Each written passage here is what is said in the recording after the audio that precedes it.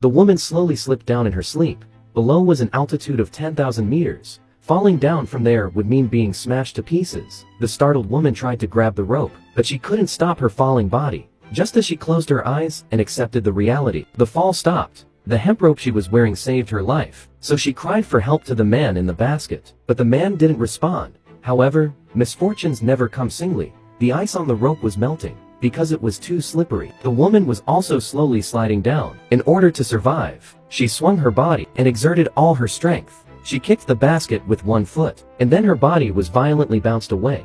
Finally, she used the inertia to get back into the basket. The woman who had climbed back quickly came to the man's side. She called out his name while checking if he was still breathing. Just when the woman was about to despair, the man miraculously woke up. He looked at the woman's injured hand and the descending hot air balloon. He knew that it was the woman who had climbed up and closed the valve. But before they could rest for a while, a new problem arose. They found that the snowflakes that should have been falling were still. Even gradually, they began to float upwards. The woman suddenly realized that it was because the hot air balloon was descending faster than the snowflakes. If this went on, they would surely lose their lives. She shouted loudly and told the man to throw everything away. Seeing that the basket was already empty, but the speed of descent still hadn't slowed down. So, they climbed up to the ring above, and were ready to cut off the heaviest basket to slow down the speed. The man's hands didn't stop. The ropes of the basket were cut one by one. Both of them were very nervous. As the last rope was cut, the speed of descent slowed down a lot.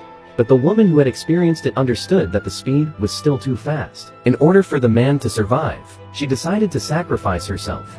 Just as the woman was about to jump off at the edge, the man had a flash of inspiration. He shouted without having time to explain. We sever the cord keeping the balloon in shape, and then the silk will be pulled up into the netting and act as a parachute.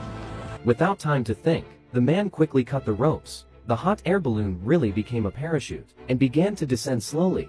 The two people who had survived the disaster were extremely excited. Seeing that they were getting closer and closer to the ground, the two held hands firmly with determined eyes, and dived towards the forest along with the hot air balloon. A few hours later, the two woke up and ran towards each other. Finally, they leaned on each other and walked towards home.